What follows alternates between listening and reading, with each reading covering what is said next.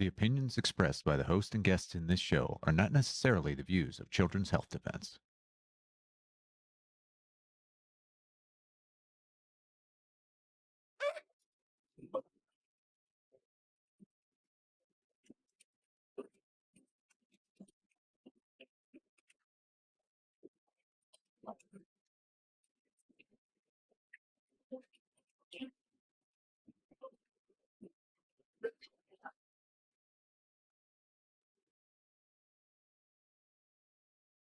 Good morning, America.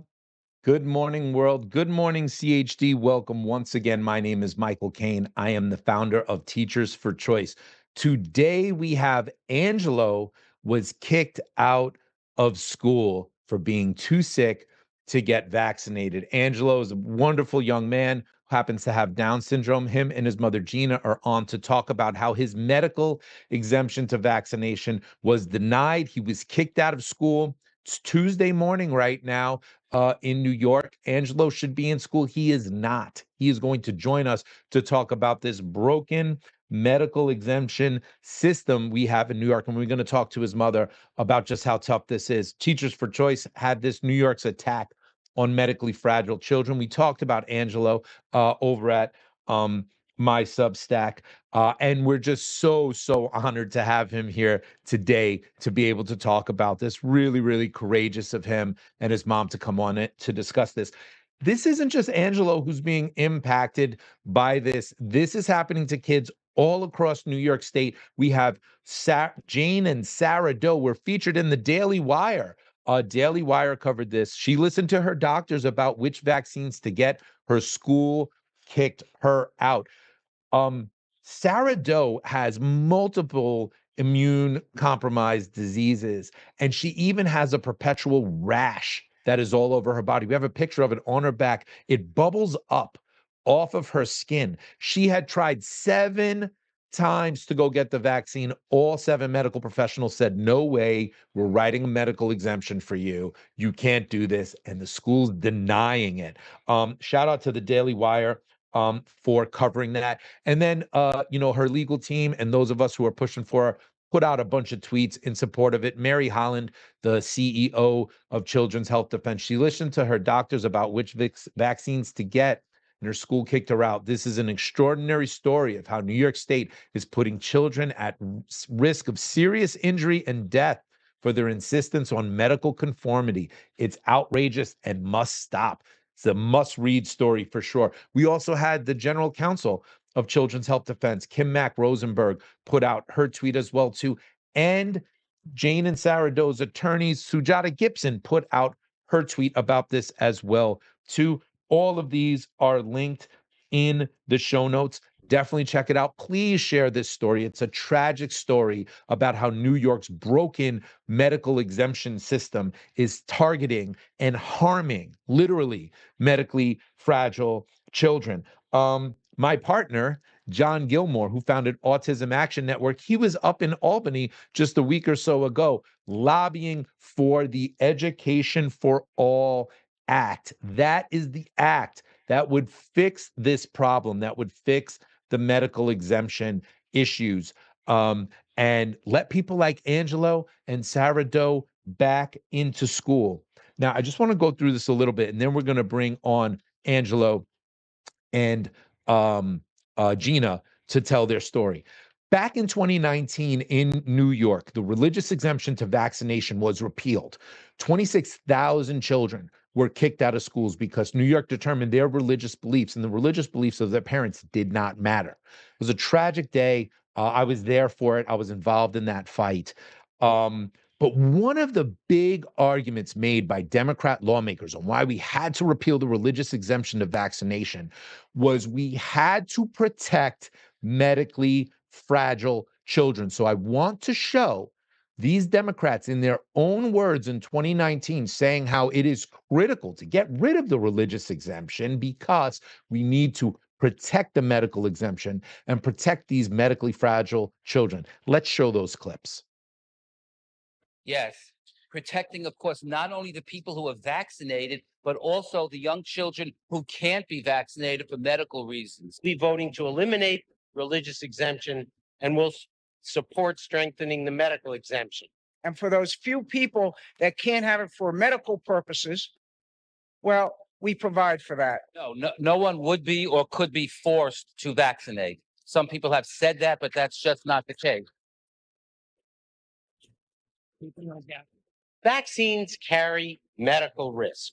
Some people in society have medical conditions that put them at greater risk of harm from a vaccine than others. I believe in medical exemptions. There are people who have any range of medical conditions that prevent them or are contraindicated for them to have a vaccine.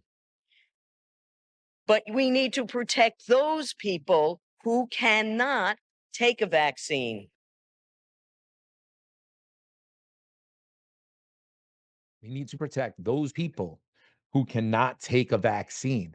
And those are exactly the people that are being kicked out of school right now. So now it is my honor to bring on Angelo and Angelo's mother, Gina. Thank you so much for joining us. I just want our audience to know we're having a little bit of a technical issue. So I actually have Gina and Angelo on my phone right now. How are you both doing? Yeah, fine. Doing okay. Very good. So Angelo, you right now, you are at home. You are not in school right now. Can you tell us why that is? Because because because it's what happened with school. Because my school, I do school. No, just what happened was they kicked me out. Yeah, that's true. They did kick him out. Um, I do apologize for that. So, Angelo, um, your mom was saying to me that you're not able to get shots or wear a mask. Is that right? Right. Who told you that?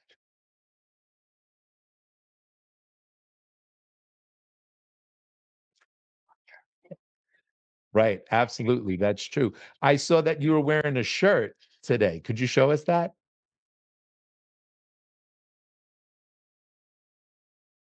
Maha. That's excellent. That's fantastic. Great. So, Angela, what is it that you really want to do more than anything else? I'm about to go back to school. Very good. Very good. Angelo, thank you so much. Thanks for being with us today and for being on the show today. We so appreciate you being here. Want to get out there? So Gina, um, take us back a little bit about this and tell us what happened to Angelo when he first got his first vaccinations as a kid. Okay. How's the volume? Okay.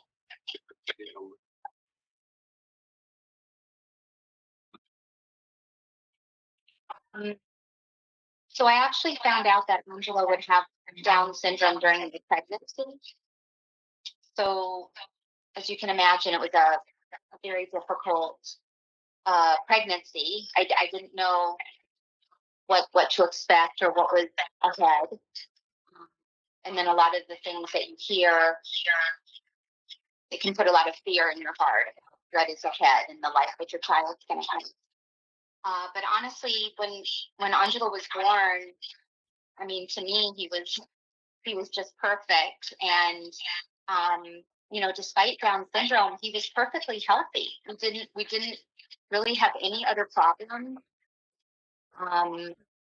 His delivery, everything was normal and fine. And then I went, followed all of the childhood vaccination recommendations. I never questioned it, honestly. And shortly after, when Angelo was very young, there were a lot of problems that started to kind of happen, and we didn't know what it was at first, but I know now that basically his body just exploded with autoimmune disease. So he had developed arthritis. His arthritis was undiagnosed for probably over a year. So he's not walking. He's not gaining weight. He's having a lot of health problems. And you know, when you have Down syndrome, it's an added complication. And so a lot of the doctors were, you know, telling, you know, it's like failure to thrive and what's going on. When he was between 5 and 6, all of his hair fell out. He used to have a full head of hair. And he also developed a condition. He had a condition called uveitis. Gina, is it possible for you to turn your iPad volume down a little and just go through the phone? Yeah. Is that okay? Good. Keep going. So he developed this condition. So that was basically our experience. And so starting when Angelo was 5.5, he went on immunosuppressing medications to control the arthritis and control the inflammation that had attacked his eyes. So actually right now, Angelo is experiencing a loss of vision from the illnesses he has. Yes. For a while, the eye inflammation, uveitis is what it's called, was under control by medication.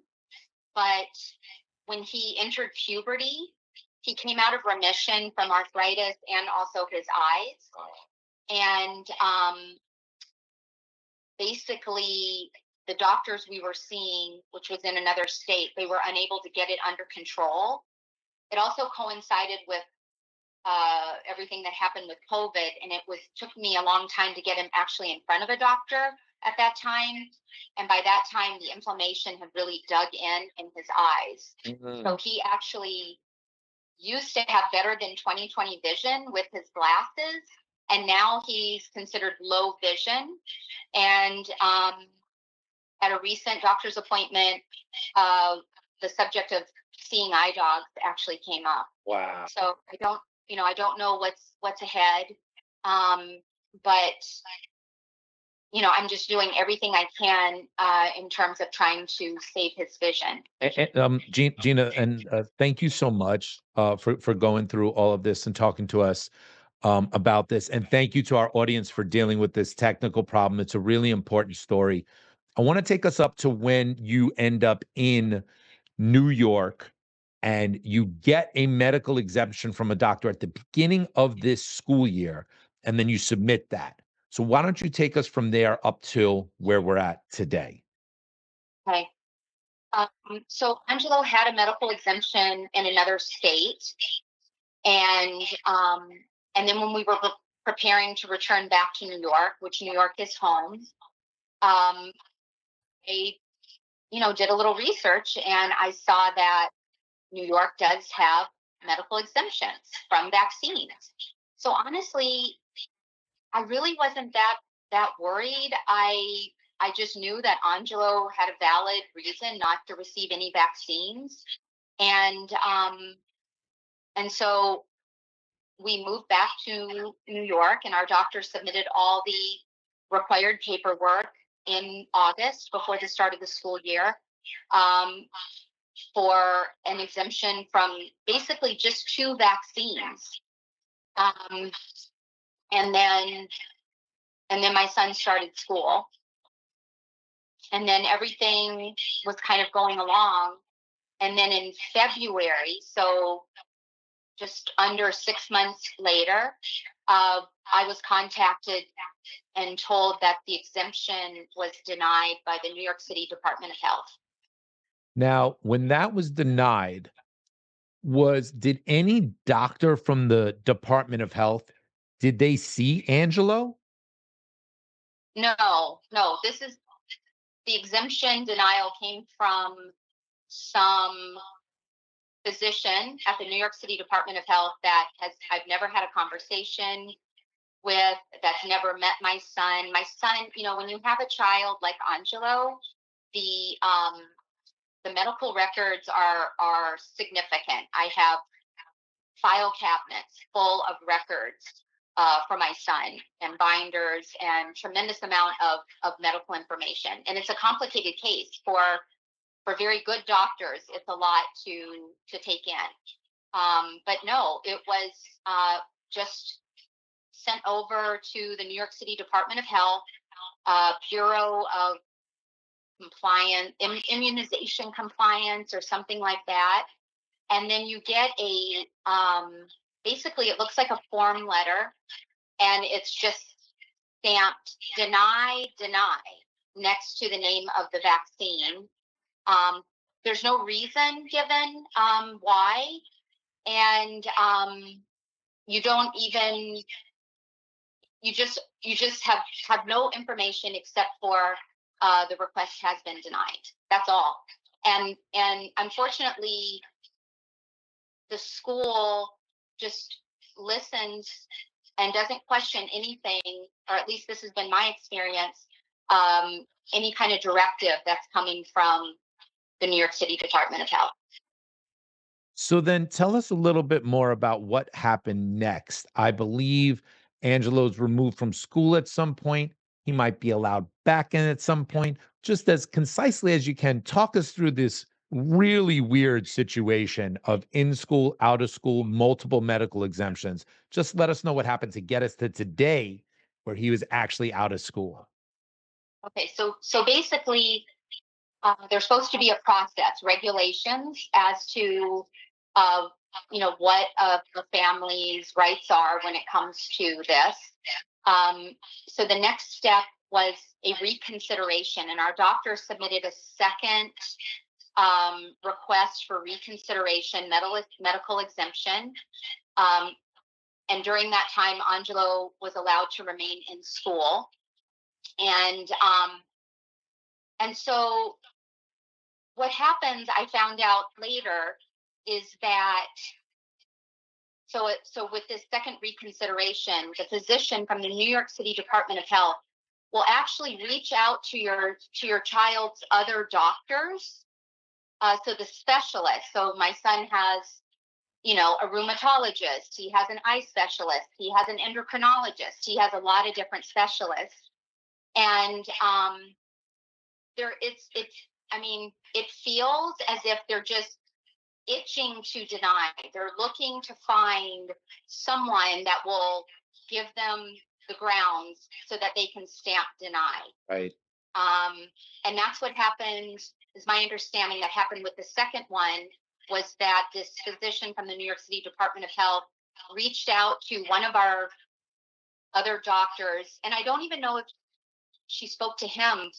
I think it was somebody in the team, and basically got the denial that this person said, we don't see any reason why your child can't have these shots. And so basically it was denied. And I'll just share this.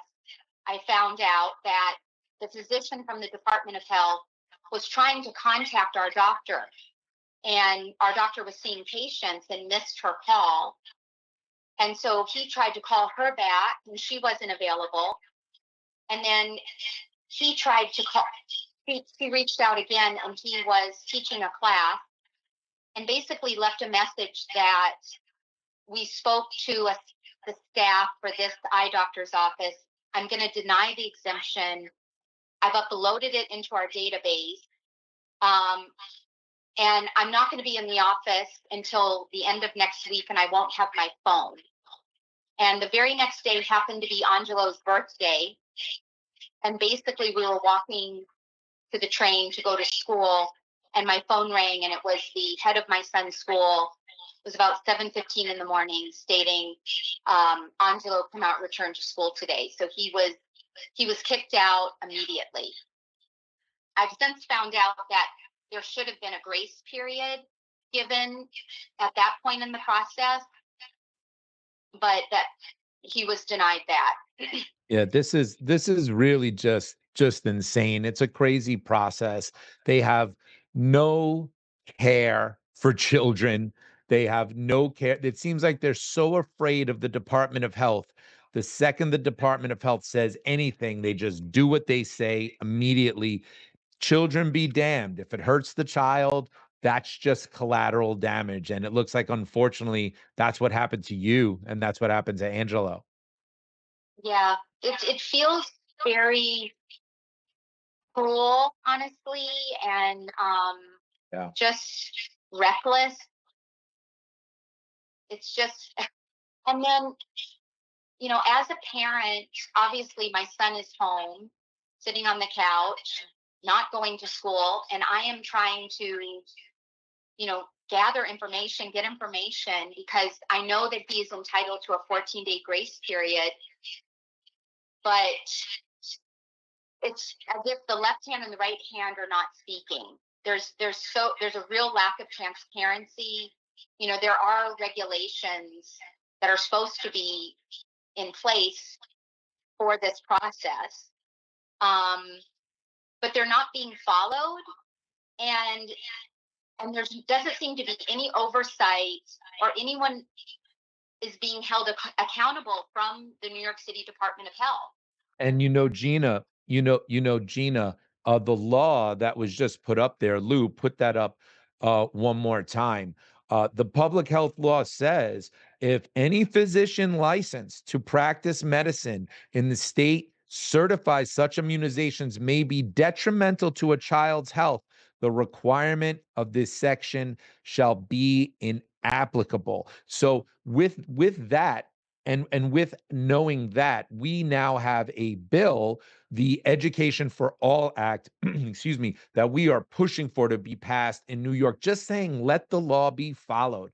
Don't let the New York Department of Health hurt these children. This is Bill S686 in the Senate, and we have an action alert that if you click on the top link in our show notes, it's going to take you to an action alert at Autism Action Network. Everybody in New York, you need to complete this and let people know that Angelo needs to be back in school. And this isn't just him. This is hundreds of kids this is happening to. Children who were in school for years, some for decades, with medical exemptions are now being kicked out. Gina, we're going to end the segment now. I apologize to our audience for the bad audio that we had, but this is such an important story. Gina, thank you so much, and please tell Angelo that we say thank you to him as well, and to be brave, and we'll have you back on sometime very soon with better audio. Next time we're going to get you guys on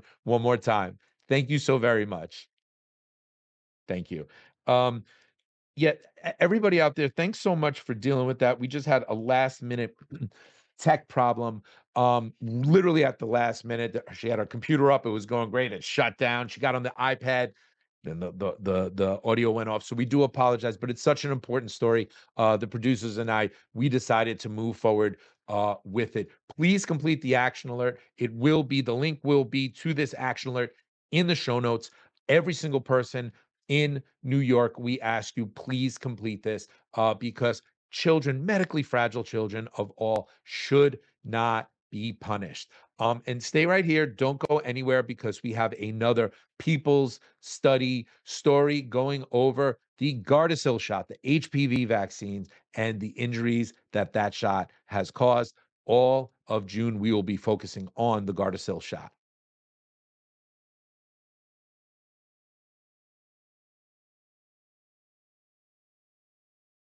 Do funny things. We are live now. So tell everyone your name. My name's Wendy Fashon. This is a story about your beautiful son. This story is about our son. And he really is. Can I just show them one Neil. picture of him when he was a little younger? This was Neil. When he was a little boy. Really cute. And yeah. All right, tell us what happened. Well, this is an HPV vaccine story. This happened right before our son went off to college. He was going to have his annual physical for going to college. And of course, he turned 18. And it's like, okay, we're not going with you this time. You're a big boy, right? So he went off, came home, and handed this to us. And said, oh, by the way, I had 2 vaccines. And he gave us the sheets. My stomach almost dropped out. My husband was livid. How many vaccines did you had- have before though? Were you up to date or? He was up to date. And he had been offered the HPV vaccine, I believe it was the year before. We got a record of it in our medical records, and we declined it. One of us was there to decline it,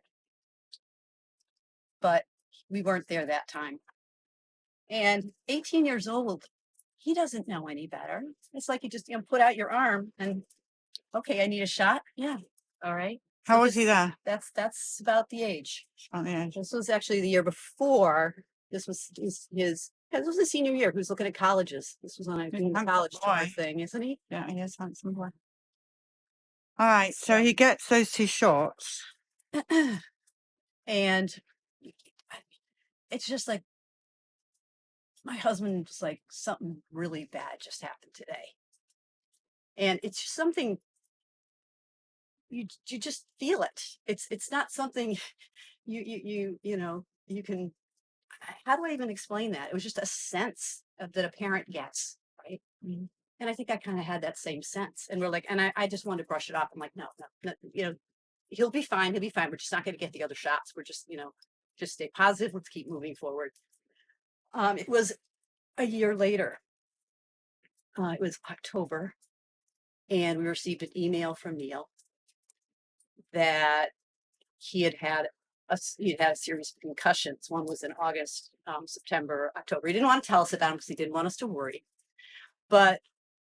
And they weren't concussions that knocked him out. And he's such an athletic kid. It's like, how does a kid who's so athletic, have an accident like that? That just wasn't him. He was not an accident-prone kind of kid. And then he was having issues with his eyes tracking, and dizziness, blurriness. And so the college people referred him over to, I think it was Children's Hospital, to get checked, get a neurological exam. And they said, oh, it's just a concussion. There's nothing going on there. And Dean and I are like, when Neil sent that long email to us explaining all the things that had happened, what led up to it, and his problems with visions, Dean and I were like, well, go ask for an MRI. Just go get an MRI. And Neil, he's going, I don't know if they just say Neil, go get an MRI. Ask for an MRI. Just ask for it. He went to the doctor. The doctor's like, oh, you don't need an MRI. This is just a concussion. So, it's like, Dean and I were like, why not give him an MRI just to make sure? Well, they didn't want to do that. They didn't think it was necessary. A few months go by and Neil has additional problems, trouble swallowing, trouble with handwriting, very shaky. His speech is getting a little more slurry. His vision isn't getting any better, despite all the PT and the eye exercises that that he's doing. And of course, he's off at college, but we're trying to keep track of him. And things are getting worse. And again, we're like, Neil, go get an MRI, go find a different neurologist, get a second opinion. So that was October when Neil first told us about it. It wasn't until March that he got the MRI. And what they found was a tumor in his brainstem. I have a shirt on here, DIPG. Neil wore your shirt. Stands for diffuse intrinsic pontine glioma. It's diffused throughout the tissue. It's not a solid tumor, so it's inoperable. It's in the pontine, which is the brainstem, which is inoperable. You just don't go in there. It's just infused throughout the tissue, the brain tissue. Nothing they can do about it. It's inoperable, no treatment for it. There's been a lot of experimental treatments that have been tried over many years. It's a very rare and aggressive cancer. If you were to look at a bell curve of the incidence of this cancer with kids, you're going to see ages 4 through 6 is going to be up here at the top of the bell curve, and your 19-year-old is going to be way out here. Extremely rare. Only 300 kids total a year, and a 19-year-old just doesn't get this. Although we do know a couple others who have gotten the diagnosed with DIPG, older kids, about the same time that Neil had. So you just start kind of putting stuff together. And Did they say when he got that diagnosis? Did they say? And I presume you said, how did he get it? I mean, did they say? we don't really know how they get it. He's probably had it all his life, and it finally got activated. They don't know. They don't know. They'll tell you something, but they don't know. Neil was perfectly healthy when he went off to college. He was an athlete. He was a scholar. He played tennis. He played soccer. High energy kid. And just suddenly to have this happen, I don't know how else that could happen. Was it the food, the school, or was it the EMF radiation that suddenly he was exposed to at college? Maybe some of those things too, but I think the HPV, my husband and I both, we just know in our gut that was not a good thing for him. So when he was diagnosed, they gave him 3 months to live. 3 months. Months to live. I just want to show this picture. Can I show this one? Yeah, sure. See that, everyone? It says never giving up. No. He looks a lot thinner in that photo than. Well, this was when he was fighting the cancer. Okay. All right. He was taking some dexamethasone, so you'll see his face. You can tell his face looks a little bit different. All of that. They wanted him to do the radiation, typical radiation therapy. They said, "Oh, maybe they'll give you 6 months."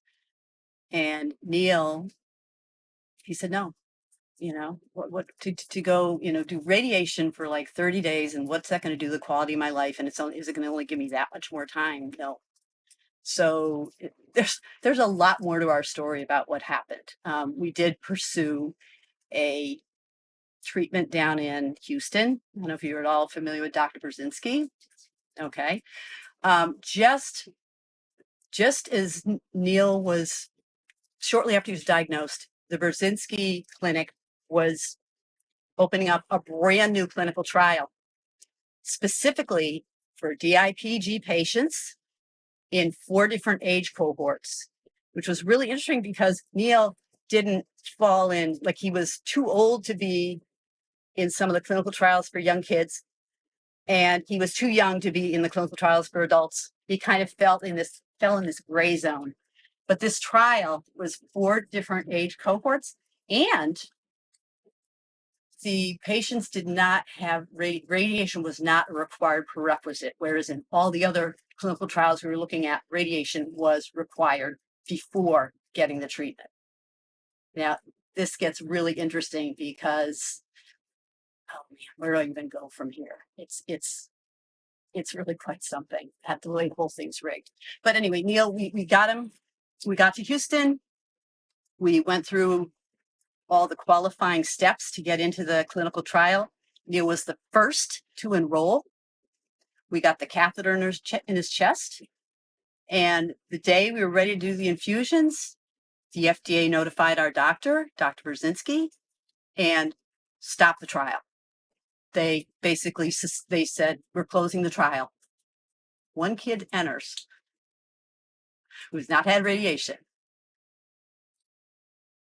And he's a pretty intelligent 19-year-old. And they decide they're going to stop the trial. That was the coincidences were just unbelievable. Unbelievable. And the justification that the FDA had, there was nothing there to justify it. There's nothing there. We ended up trying to have a conversation with them. They said, "Yep, we've got all these other things you can do. You can do, do the radiation, you can go to all these other clinical trials." And we're like, "No, This is what we chose. This is all about health choice. Did a lot of research to get ourselves into that place. We researched a lot of different clinical trials. We spent a lot of time online.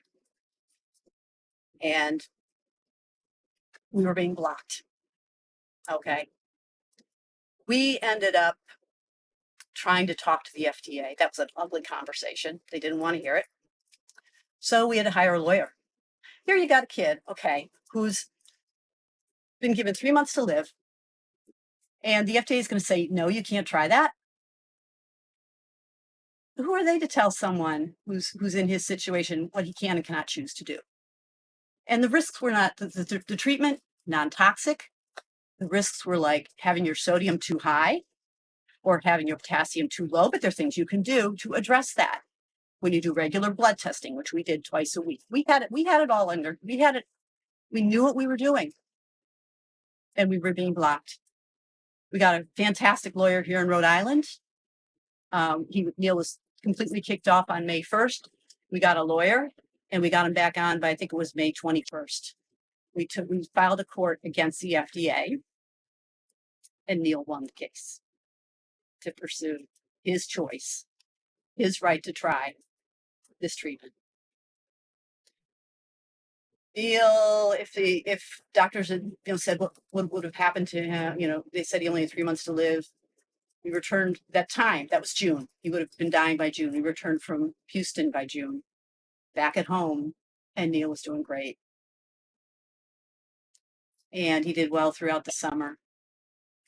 But there were other things. We thought the tumor was stable, but there were other things that were just got in our way. And I could go on and on and tell you how the medical system failed us at just about every turn. He ended up November. We had an MRI, and that MRI, those results had to get to Dr. Brzezinski, but they also had to get to a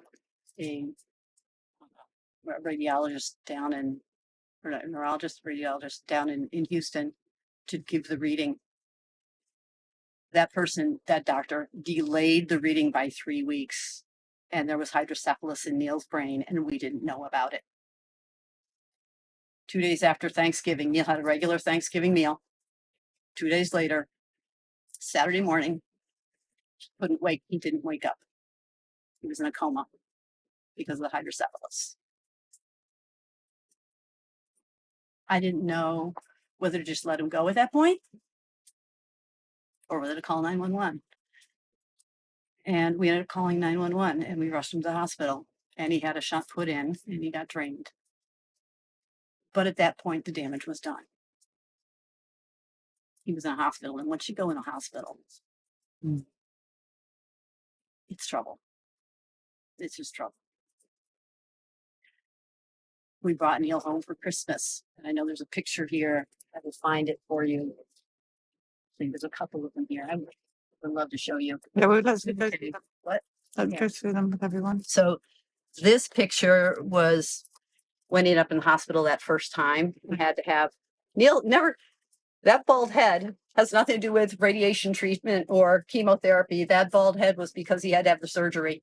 Right. He had a really long Is dad there? Pardon? Who's that? Oh, that's his math teacher from high school came to visit. He had a lot of visitors. Yeah. And then we brought him home. Where's that picture? Hold on. I don't know if I have it here. Ah, here it is. This is him. We brought him home from the hospital for Christmas. We had to bring. Yeah, you take that. We had to. Sorry, everyone. Sorry. We had to have a hospital bed put into the living room because we couldn't get him up and down the stairs to his bedroom. And he couldn't even get out of bed. He was bedridden at this point, but we parked his bed right in front of the Christmas tree. Can I just say to the viewers watching? Yeah. Okay, this shot is before he has the HPV and the meningitis. Yes. And how many months later are we in this? Ooh, that was his, I think that was his senior year. Mm-hmm. So Okay, but what I'm that would saying have is, been, yeah, that would have been about 3 years. That would have been what 3 was the- years, 3 years but later. what's the but- difference between when he took the 2 shots and him being there? Is the question. He only took one shot. Okay, yeah, Yeah, the he 2 took the shots. meningitis and he took HPV, right? And there, okay, that's about 2 years, two and a, I think now, 2.5. Wait a minute, because he had the October. It was a year later, October, from when he had the shot that he started to have the first symptoms at school, the vision symptoms, and this hospitalization was a year after that. And having him home for that Christmas was a year after that.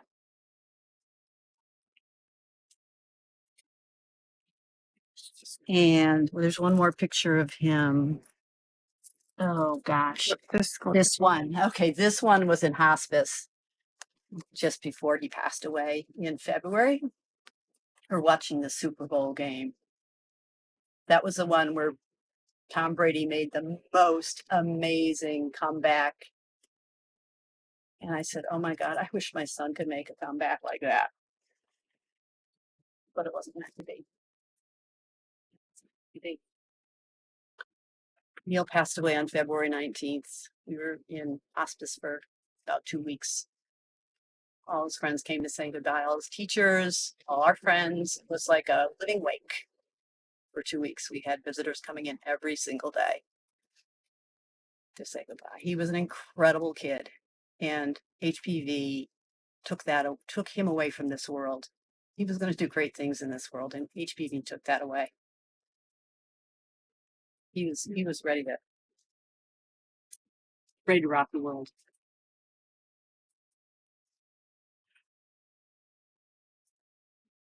I'll show you some of these. Yeah, there's some with his friends. Here's another. This was June when he came back from when he was supposed to be dead. That's when he came. That's when he came back from Houston. All his friends, some friends came down to say hello because he'd been away for 2 months and they wanted to see how he was doing. But yeah. Oh, and this is Neil. This is Neil. Okay, I'll put that down. That's Neil. That was this time of year, October. We had a family reunion up in Maine, and he's in a wheelchair.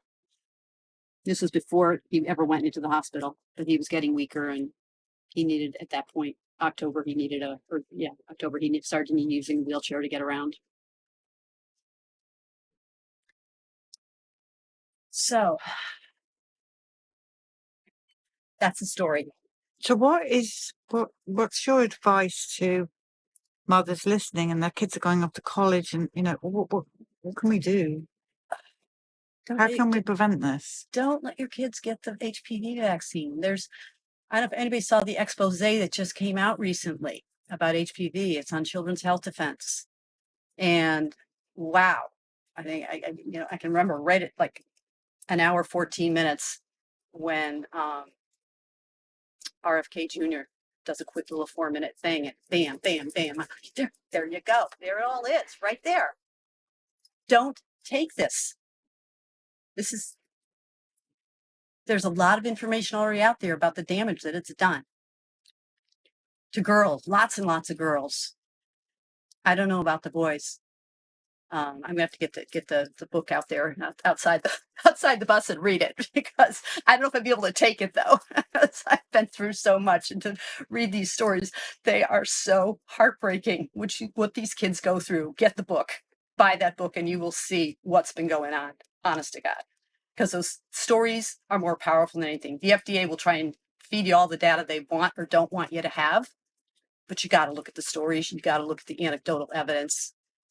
That's where it's at. That's what really happens.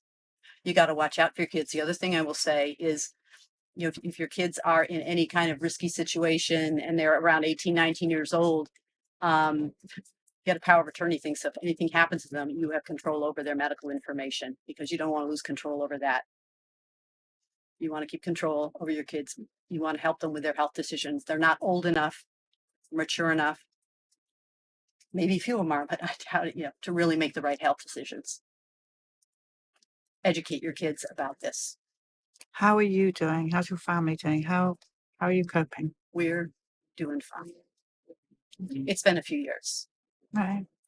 And there's a part of me that feels like this happened for a reason. Neil got the best years of his life. You know, maybe he came down here to do childhood again. And he said, by the time I get to 21, I think I'm gonna check out, because childhood's the best part. It is.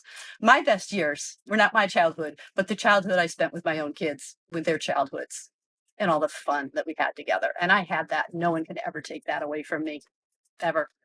And Neil's with me today. He is right here, and he knows what's going on. You know. Well, we're going to put a picture of him on the bus, but talk to us about this book. Okay, yeah, this is a book. I just participated in this project. This was released in June. It's a story. There are 10 stories in here. This is actually book number 2 of a series. My friend Susan Latai lost her son to brain cancer. I actually went to his memorial service the weekend after Neil's. He was 29. Anyway, Susan is now a grief coach, and she's working with a lot of people who've had all kinds of losses in their life, and she's putting together these books. I'm one of 10 authors. I did chapter 4. It's called A Letter to My Son. And it's writing my son and kind of revisiting some of the things that we went through with this illness. And there's like in here, I talked to my son about, well, what ifs, what if I'd done this? What if I'd done that? I just also want people to know, we all do the best we can. It's not our fault. And yeah, you can go over those what ifs, but sometimes hindsight's 20/20. Neil's gone now, and I can no longer dwell on those what ifs, but I can go forward, and I can help change things, and I can help educate other people, right? And help them to make better choices, so that they don't have to go through what I went through, what my husband went through, what our whole family went through, what all Neil's friends went through. So many people were affected by this loss. And this book is all about loss, but this is also very positive. Every woman in here who tells her story sheds a positive light on the experience. There's some tough stories. There's one woman who lost her husband to COVID. And he went in to the hospital, and he was in the hospital for 30 days, and she couldn't go visit him.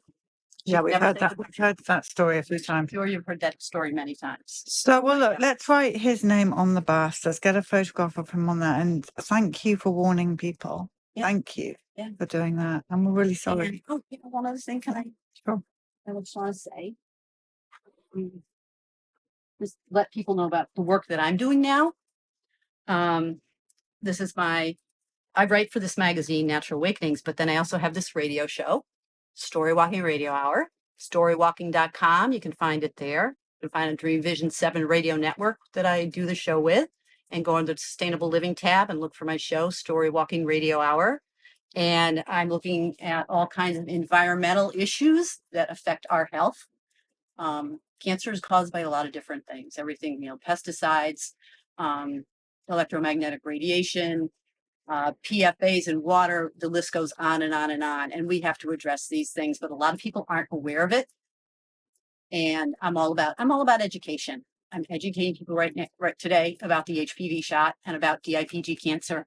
And I want to educate people about a whole broad range of other things. So thank you. Well, thank you for everything you're doing. Thank you very much for this opportunity. I am so grateful, and Neil is so grateful, and my whole family is grateful. But thank you very much. Thank you.